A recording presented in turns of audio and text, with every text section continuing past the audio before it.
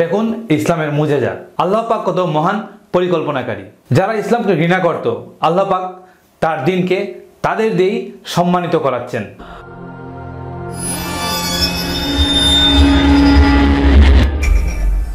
আসসালামু আলাইকুম ওয়া রাহমাতুল্লাহি ওয়া বারাকাতুহু। কেমন আছেন সবাই? আশা করি ভালো আছেন। তারা অনেক রকম ষড়যন্ত্র করে, আর আল্লাহ তাআলা তাদের ষড়যন্ত্র রুখে দেওয়ার জন্য কৌশল অবলম্বন করেন, আর আল্লাহ সর্বোত্তম কৌশলী।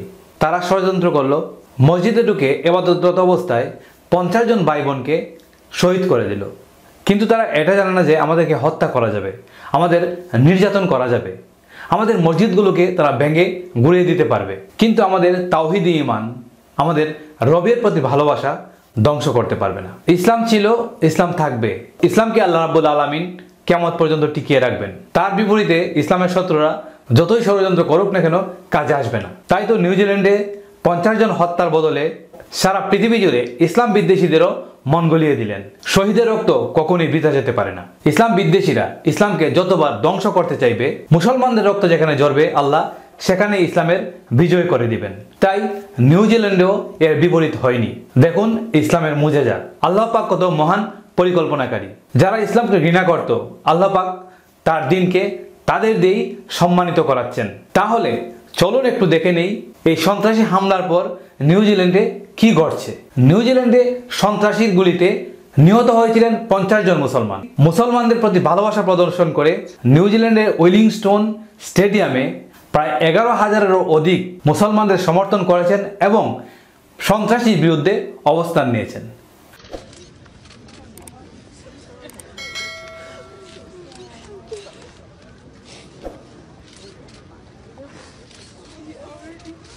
নিউজিল্যান্ডের প্রধানমন্ত্রী হিজাব মাথায় দিয়ে মুসলমানদেরকে সম্মান জানালেন।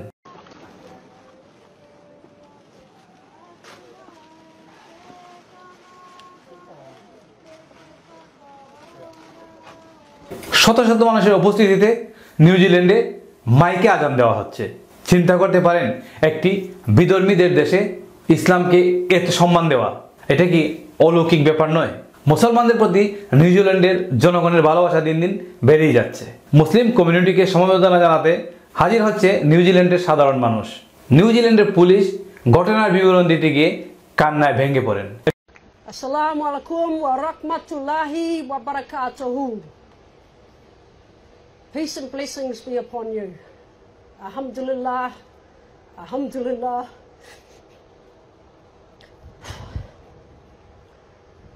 একজন বিধর্মী মসজিদের সামনে একটি সাইনবোর্ড নিয়ে দাঁড়িয়ে আছেন, যাতে লেখা আছে যে তোমরা নামাজ পড়বে, আমি পাহারা দেব, তোমরা আমার বন্ধু। মুসলিমদের প্রতি এমন ভালোবাসা আর ইসলামকে এত সম্মান জানানো, এটা ইসলামের মুজিজা ছাড়া আর কি হতে পারে? ইসলামের বিজয় সুনিশ্চিত। এই 50 জন শহীদের রক্ত দিয়ে ইসলামের শুভ সূচনা। নিউজিল্যান্ডে দলে দলে মসজিদে আসছে ইসলাম সম্পর্কে জানার জন্য। এটা সফলতা ছাড়া আর কি হতে পারে? আল্লাহু আকবার। আলহামদুলিল্লাহি রাব্বিল আলামিন। আল-মাগদুবি আলাইহিম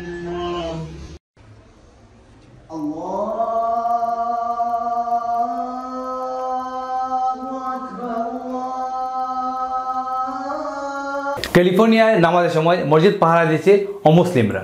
কানাডার প্রধানমন্ত্রী জাস্টিন ট্রুডো বলেছেন, এই পৃথিবীতে ইসলাম বিদ্বেষীদের স্থান নেই, এর প্রভাব খুবই ভয়াবহ। অন্যদিকে নিউজিল্যান্ডে সকল নারীদের হিজাব পরার ঘোষণা। আল্লাহু আকবার।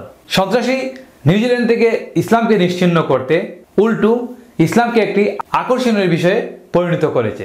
নিউজিল্যান্ডে পার্লামেন্ট শুরু হলো কোরআনের তেলাওয়াত দিয়ে। أعوذ بالله من الشيطان الرجيم بسم الله الرحمن الرحيم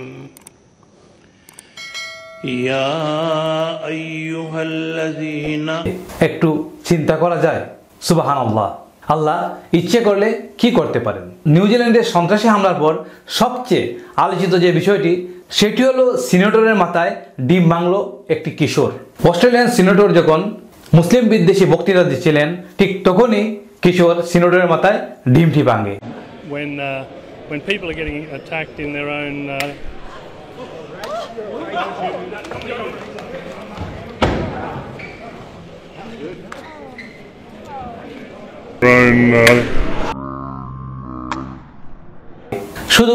ডিম ভেঙেই ক্ষান্ত হয়নি কিশোর, তার জমানো বাংলাদেশি সমপরিমাণের 40 লক্ষ টাকা সে শহীদদের আত্মীয় স্বজনের মাঝে বিলিয়ে দেবে বলে ঘোষণা দিয়েছে।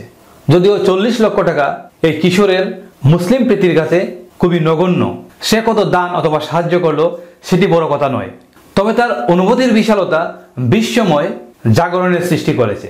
জন্মিলে মরিতে হবে, এটি প্রকৃতির রীতি, মৃত্যু অবধারিত সত্য। যারা শহীদ হয়েছেন নিঃসন্দেহ তারা আল্লাহর সম্মানিত মেহমান, ইনশাআল্লাহ তারা আল্লাহর গর্বিত বান্দাদের অন্তর্ভুক্ত হবেন। আর এমন শহীদ মৃত্যু কতজনের নসিবে জুটে, এই ধরনের শহীদ মৃত্যু কামনা করা আমাদের প্রত্যেক মুসলমানের উচিত। বন্ধুরা, একটু চিন্তা করে দেখুন, এই 50 জন শহীদের রক্তের বিনিময়ে ইসলামের কত সফলতা এসেছে। আর এজন্যই আল্লাহ বলেছেন তারা অনেক রকম ষড়যন্ত্র করে, আর তাদের ষড়যন্ত্র রুখে দেওয়ার জন্য আল্লাহ কৌশল অবলম্বন করেন। আর নিশ্চয়ই আল্লাহ সর্বোত্তম কৌশলী, সুবহানাল্লাহ। আর এভাবেই মুসলমান যত নির্যাতিত হবে, মুসলমানদের রক্ত যত ঝরবে, ততই ইসলাম চারিদিকে ছড়িয়ে পড়বে।